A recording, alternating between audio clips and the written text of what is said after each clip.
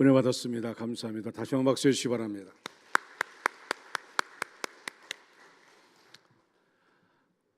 전 내일부터 기도원에 올라갑니다. 그 수요일 성탄 축하 예배를 인도하고 또다시 또 올라갑니다.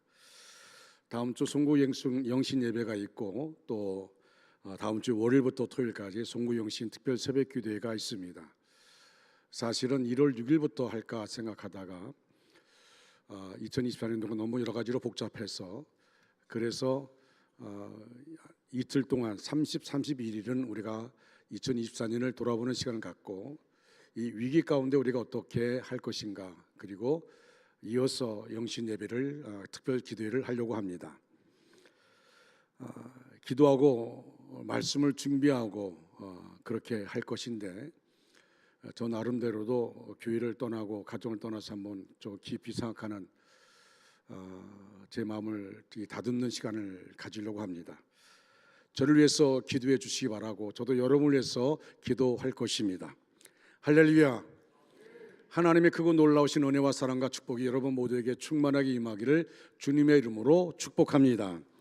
따라하시기 바랍니다. 믿음으로 아멘합시다. 믿음으로 아멘합시다. 소망으로 칭찬합시다. 소망으로 칭찬합시다. 사랑으로 인사합시다. 사랑으로 인사합시다. 우리 옆에 분들 인사하시기 바랍니다.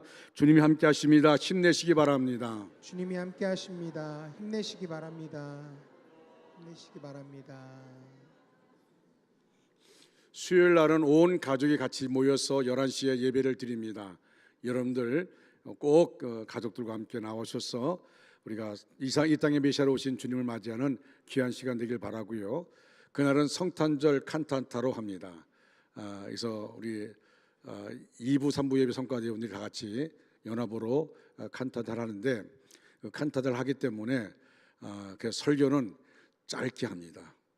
뭐 짧게 한다고 해서 그냥 그런 게 아니라 의미 있는 설교를 할 것입니다. 여러분들 많이 나오시기를 바랍니다. 할렐루야. 교회 절기로 대림절 넷째 주일을 맞이했습니다. 돌아오는 수요일은 성탄절입니다. 성경에도 보면 많은 사람들이 예수님을 기다리고 맞이했음을 보여주고 있습니다. 모두가 다 예수님의 오심을 간절히 기다리고 소망했던 사람들이었습니다. 이런 성탄절의 의미와 목적을 우리가 대림절을 보내면서 잘 깨닫고 기쁨과 소망 가운데 성탄절을 기다리고 맞이하는 저와 여러분 되시기를 주님의 이름으로 축원합니다.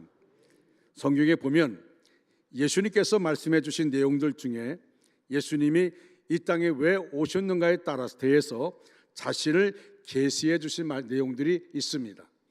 오늘 그 말씀이 무엇인지를 함께 살펴보려고 합니다. 첫째는 예수님이 이 땅에 죄인을 부르러 오셨다고 했습니다. 마태복음 9장 9절 이하의 13절에 보시면 예수님께서 길을 가시다가 세간에 앉아있는 마태를 보시고 나를 따라오라 라고 말씀합니다. 마태가 곧바로 예수님을 따르기로 결심을 했습니다. 예수님의 제자가 된 마태가 먼저 예수님을 자신의 집으로 초대를 합니다. 그리고 동료인 세리들을 초청해서 예수님과 함께 음식을 먹었다고 했습니다. 그때 바리새인들이 그 모습을 지켜보면서 제자들에게 이렇게 말을 합니다. 어째서 너의 선생은 세리들과 죄인들하고 함께 어울려 식사를 하느냐라고 묻습니다. 당시의 세리들은 죄인의 대명사였습니다. 유대인들에게 있어서 세리는 결코 상종해서는 안 되는 사람들이었습니다. 로마의 권력을 등에 업고 세금을 많이 걷어서 일정 금액을 로마에 바치고 나머지는 자기들이 착복을 했습니다. 이런 사실들을 유대인들도 뻔히 알고 있지만 함부로 자신들의 억울함을 호소하거나 말하지 못하는 이유는 그들의 뒤에 막강한 로마의 권력이 있었기 때문입니다. 그러니 유대인들 입장에서 보면 세리는 거의 매국노나 다름이 없었습니다. 정말 싫어하는 사람들이 바로 세리였습니다. 그래서 당시의 세리들은 죄인의 상징이었습니다. 그런데 예수님께서 그런 세리의 집에 들어가셔서 그들과 같이 식사를 하고 있었던 것입니다. 바리새인들이 대화하는 내용을 들으신 예수님이 바리새인을 향해서 이렇게 말합니다. 건강한 사람은 의사가 필요 없고 환자는 의사가 필요하다. 나는 의인을 부르러 온 것이 아니라 죄인을 부르러 왔다고 말씀하고 있습니다. 예수님이 세상에 오신 목적이 뭐라고 했습니까? 바로 죄인들을 부르러 오셨다고 했습니다. 여기서 죄인을 부르러 왔다, 이 말씀을 우리가 깊이 생각해 보아야 합니다. 하나님이 우리를 정말로 사랑하신다면 우리의 죄를 그냥 모른 척 눈 감아 주신다든지 아니면 그냥 말씀 한마디로 용서해 주시면 될 텐데 왜 굳이 독생자를 세상에 보내셨느냐 하는 것입니다. 그런데 우리가 여기서 꼭 알아야 할 것이 있습니다. 하나님의 공의와 하나님의 신실하심은 우리가 절대로 깨트릴 수가 없다는 것입니다. 성경에 보면 죄 삭은 사망이라고 했습니다. 아담과 하와의 죄로 말미암아 모든 인류가 이미 태어나기 전부터 원죄를 가지고 태어나게 되었습니다. 그래서 아담과 하와 이후의 사람들은 모두가 다 죄인이라는 뜻입니다. 그런데 구약 시대에는 하나님께서 제사를 통해 이스라엘 백성들의 죄를 사해 주셨습니다. 하지만 그 제사는 계속 반복해야 하는 제사였습니다. 구약 시대의 제사의 문제를 어떻게 해결했습니까? 하나님께서 구약 시대는 어떻게 죄의 문제를 해결했습니까? 죄인이 제물을 가지고 하나님 앞에 나아갑니다. 그리고 자신의 죄를 제물로 가져온 그 짐승의 머리에 손을 얹었습니다. 그리고 그 죄를 그 짐승에게로 전가시킵니다. 그러면 흠없는 짐승이 내 죄를 대신 받아서 더러워집니다. 그러면 그 제물을 어떻게 합니까? 죽여서 피를 쏟게 합니다. 이것이 바로 속죄제입니다. 여기서 중요한 것이 바로 피입니다. 성경은 피를 생명이라고 했습니다. 히브리서 9장 22절의 말씀에 보면 피 흘림이 없은즉 사함이 없느니라 말씀하고 있습니다. 원래는 내가 죽었어야 되는데 순전히 하나님의 은혜로 말미암아 죄 없는 짐승이 나 대신 피를 흘리게 함으로 죄에 대한 용서를 베풀어 주셨습니다. 그런데 구약의 제사는 한계가 있습니다. 죄를 지을 때마다 짐승을 잡아야 합니다. 짐승으로는 영원히 속죄할 수가 없었습니다. 그런데도 하나님께서 그런 제사의 제도를 주신 그것이 우리에게는 큰 은혜입니다. 하나님께서 구약의 제사를 통해서 메시아를 바라보게 해 주신 것입니다. 한마디로 구약 시대의 제사는 장차 오실 메시아에 대한 그림자의 역할이었습니다. 짐승의 피로 사람의 죄를 대신하기에는 한계를 느끼게 하신 것입니다. 여러분, 세상에 태어난 사람들은 모두가 다 죄인입니다. 성경에 보면 의인은 아무도 없다고 했습니다. 모든 사람 다 죄인이라고 했습니다. 여러분, 요한복음 3장 16절로 17절 말씀, 예수님이 이렇게 말씀합니다. 하나님이 세상을 처럼 사랑하사 독생자를 주셨으니 이는 그를 믿는 자마다 멸망하지 않고 영생을 얻게 하려 하심이라. 하나님이 그 아들을 세상에 보내신 것은 세상을 심판하려 하심이 아니요 그로 말미암아 세상이 구원을 받게 하려 하심이라고 말씀했습니다. 그래서 하나님이 독생자 예수님을 이 땅에 보내주신 것입니다. 자신의 공의를 이루기 위해서, 즉 그 공의가 우리를 사랑하셨기 때문입니다. 그리고 그것이 바로 성육신 사건입니다. 하나님께서 우리에게 이런 놀라운 사랑을 베풀어 주셨는데 사실 아무 죄도 없는 아들에게 그런 공의를 행하게 하신 것입니다. 이것이 하나님의 놀라운 은혜입니다. 그러면 예수님께서 왜 동정녀 마리아를 통해서 세상에 태어나셨을까요? 마리아와 요셉이 결혼해서 두 사람 사이에서 태어나셨다면 예수님도 우리와 똑같은 죄인이 되시기 때문입니다. 그래서 하나님이 동정녀 마리아의 몸에 성령으로 잉태하게 해 주셨던 것입니다. 그래서 예수님은 죄가 없으신 완전한 사람이요 또 반대로 완전한 하나님이 되시는 것입니다. 그런 예수님이 죄인인 우리를 불러주시려고 오셨습니다. 우리를 불러주신 이유가 무엇입니까? 우리의 죄를 용서해 주시기 위해서입니다. 이에 예수님을 믿으면 멸망하지 않고 다 영생을 얻게 되어집니다. 할렐루야. 예수님께서 십자가에 달려 물과 피를 다 쏟으시면서 돌아가셨습니다. 예수님이 흘린 피가 결국 누구를 위한 피입니까? 바로 죄인 우리를 구원하시기 위해 흘린 사랑의 피였습니다. 원래는 우리가 십자가 달려 죽었어야 하는데 하나님께서 아들을 나를 대신해서 죽게 하신 것입니다. 예수님이 십자가 달려 죽으셨다고 하는 사실, 그것도 순전히 나의 죄 때문에 그렇게 되셨다고 하는 사실을 우리가 믿을 때에 2000년 전에 일어났던 십자가의 사건을 통해서 우리의 죄가 용서를 받게 된다는 것입니다. 이것이 십자가의 놀라운 능력입니다. 구약 시대처럼 짐승을 잡아서 다시 제사를 드리지 않아도 예수님이 날 위해 죽으셨기 때문에 이제는 우리가 반복되는 제사를 드리지 않아도 영생을 얻게 되었습니다. 뿐만 아니라 죄인인 우리가 하나님 앞에 담대하게 나갈 수 있게 되었습니다. 이것이 바로 십자가의 능력입니다. 할렐루야. 우리에게는 시간의 제약이 있고 공간의 제약이 있지만 하나님에게는 그런 시간과 공간의 제약이 없습니다. 모든 것을 초월하신 분이십니다. 천년이 하루 같고 한 년이 하루가 천년 같은 분이십니다. 십자가는 당시의 사람들에게만 효력이 있는 것이 아니라 우리가 지금 예수님을 믿었어도 2000년 전에 그 십자가 앞에서 우리의 죄가 깨끗해진다는 것입니다.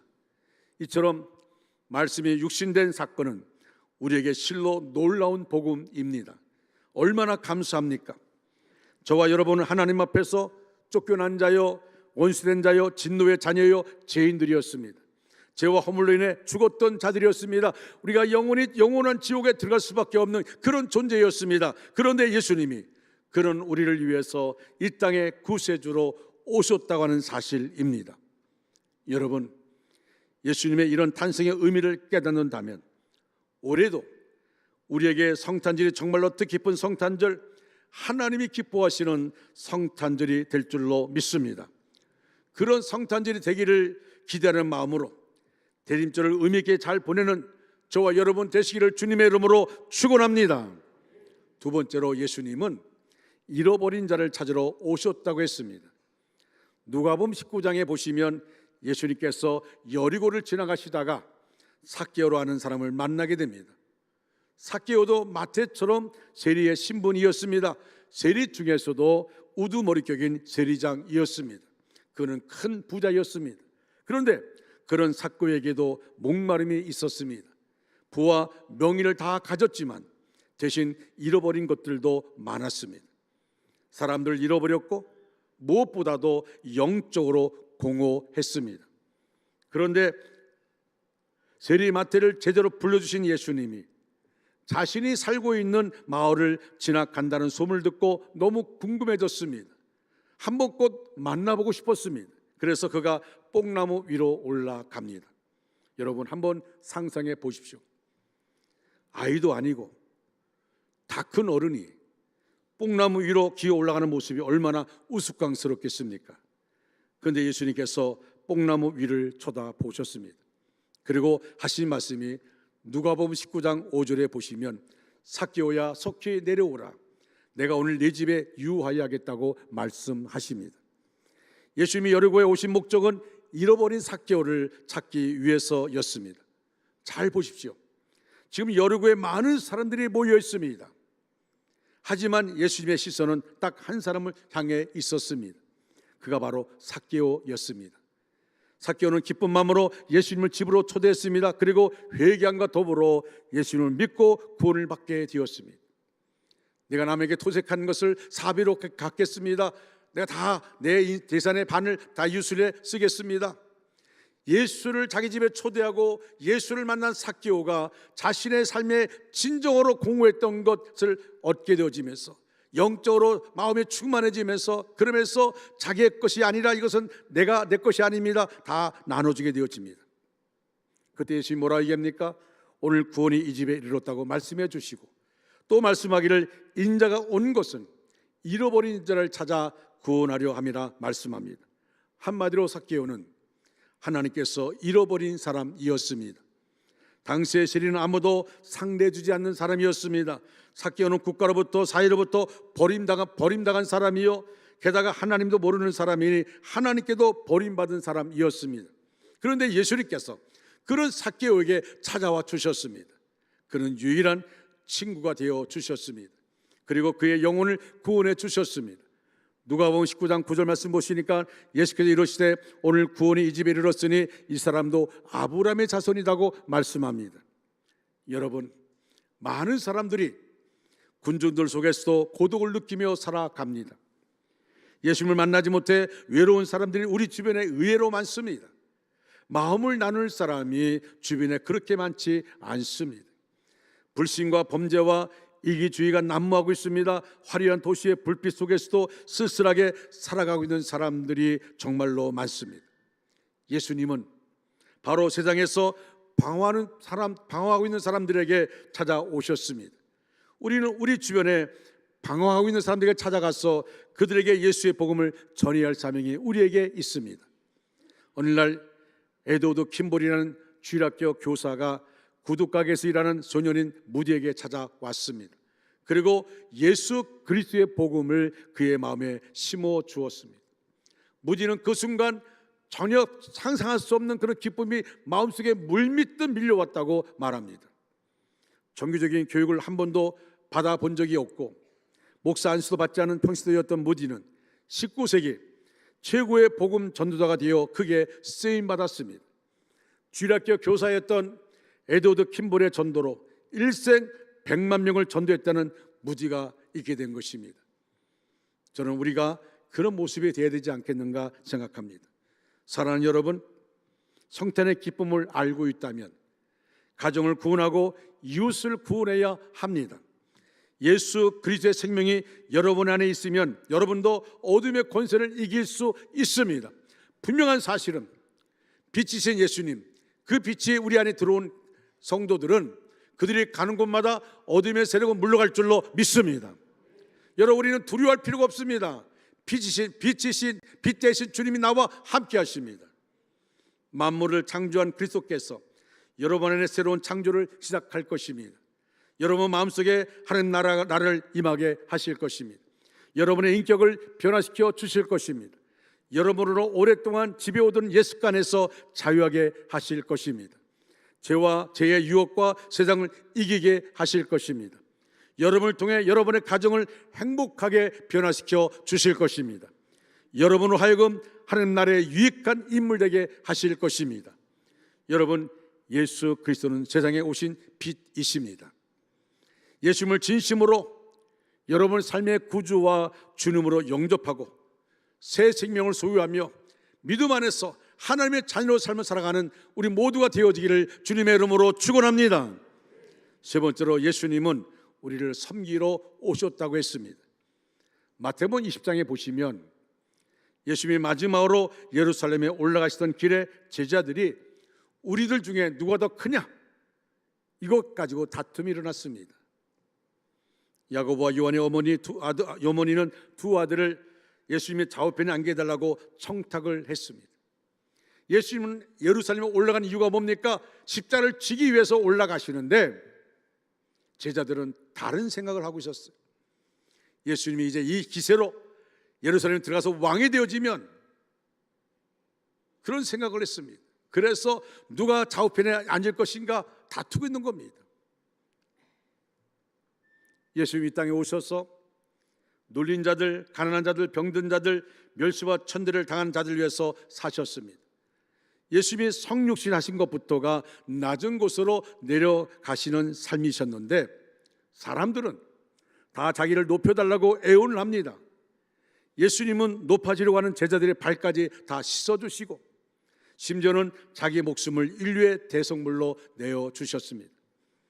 예수님은 그런 제자들 안타까운 마음으로 보시면서 이렇게 말씀하십니다. 자신이 세상에 온 것은 섬김을 받으려 한 것이 아니라 도리어 섬기려 하고 자기 목숨을 많은 사람의 대성물로 주려 함이라고 말씀했습니다. 예수님의 성육신 사건 속에는 바로 이런 섬김의 정신이 들어있고 희생적인 사랑이 들어 있습니다.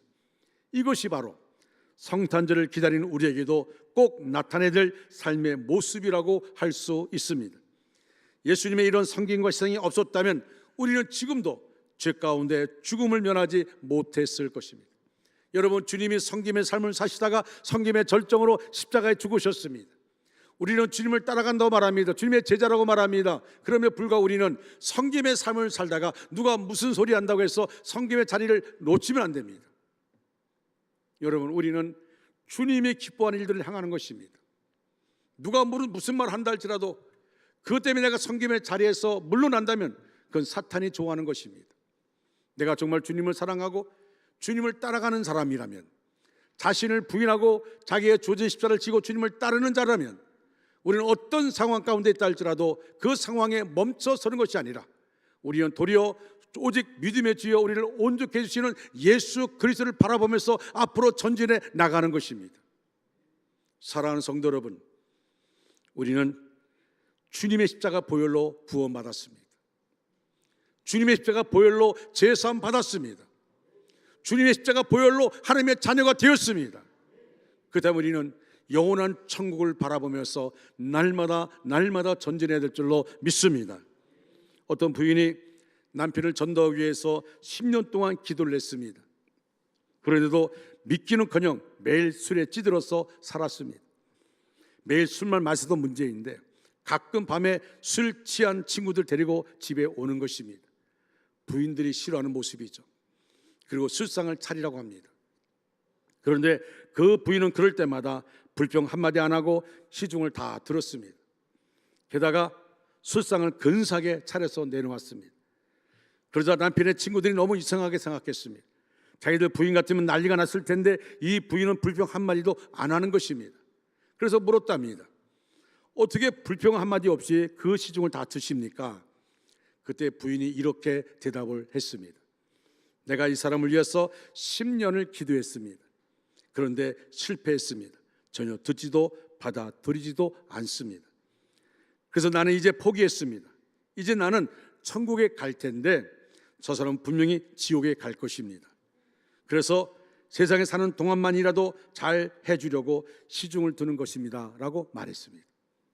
여러분, 내가 가는 길을 알고 살아간다는 것이 바로 이런 뜻입니다.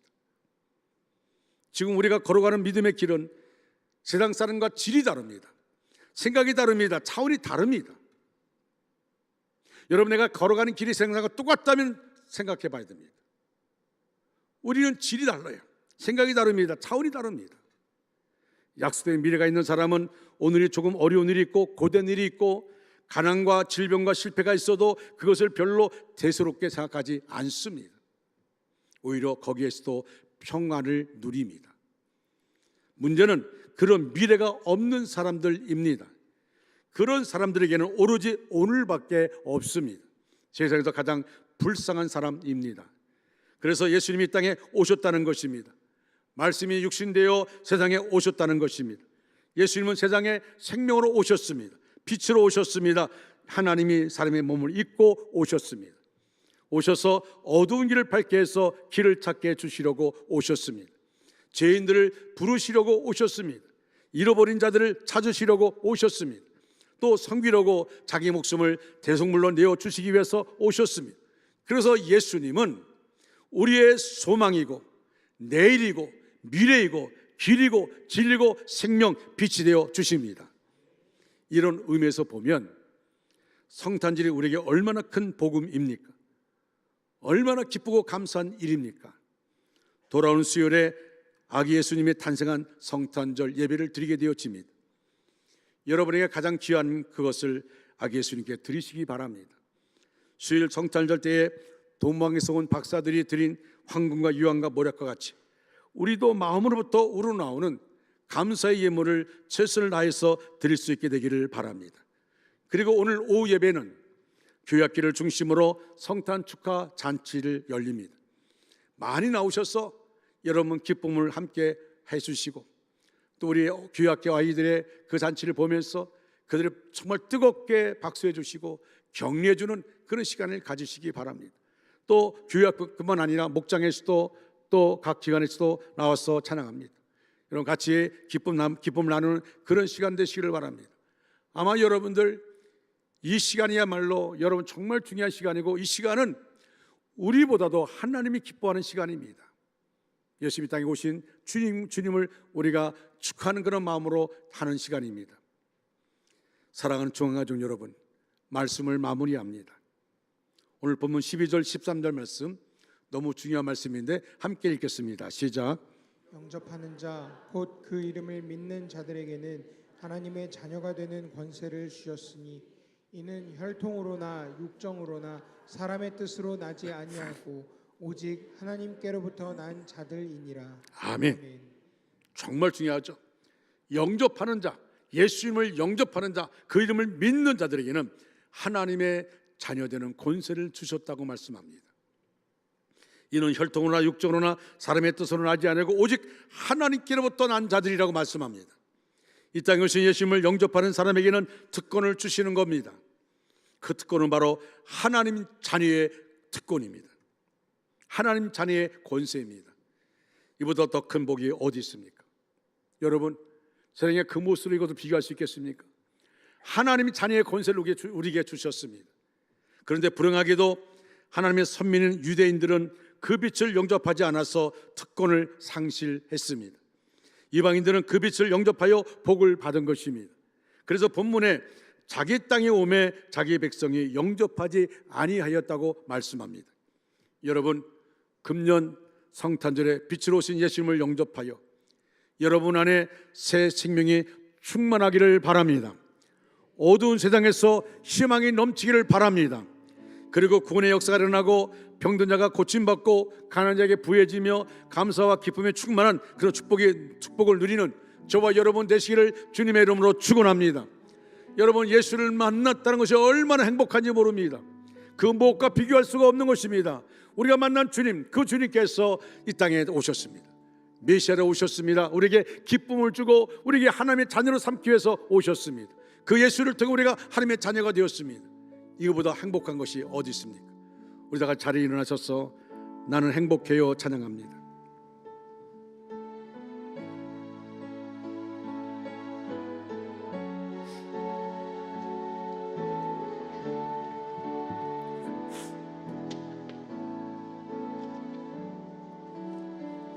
주님 한 분밖에 아무 사랑 없어요. 가슴 깊이서 모여있는 주를 사랑하는 마음, 주님 한 분밖에는 기억하지 못해요. 처음 주를 만난 그날 울며 고백하던 말, 나는 행복해요. 죄사함 받았으니 아버지 품 안에서 떠나 살기 싫어요. 나는 행복해요. 사랑이 샘솟으니 이 세상 무엇이든 채우고도 남아요. 주님 한 분밖에는 사랑할 리 없어요. 작은 가슴 뜨거웠게 주님 피가 흘러요. 주님 한 분밖에는 약속함이 없어요. 나를 믿고 따르는 자 안성 위에 서리라. 나는 행복해요. 나는 행복해요.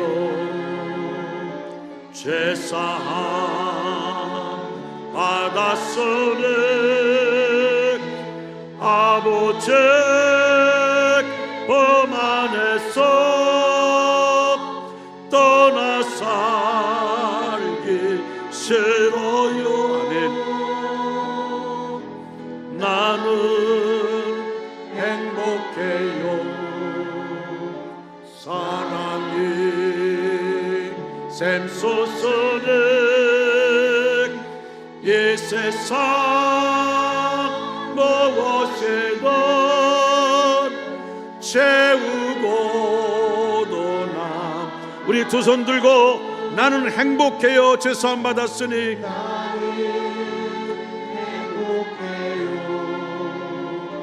죄사함 받았으니 아버지 품 안에서 떠나 살기 싫어요. 품 안에서 떠나 살기 싫어요. 아멘. 나는 행복해요. 사랑이 샘솟으니 이 세상 무엇이든 채우고도 남아요. 무엇이든 채우고도 남아요. 지금은 길이요 진리요 생명 되시는 예수 그리스도의 은혜와 하나님 아버지의 극진하신 사랑하심과 성령님의 감화 감동 내주 위로 충만 역사하심이 우리 전체 위에, 우리의 가정과 생업과 사업과 학업 위에, 원주 땅과 대한민국 위에, 세계에 도처에 흩어져 있는 선교사들 위에 이제로부터 영원토록 함께 하시기를 간절히 축원하옵나이다. 아멘.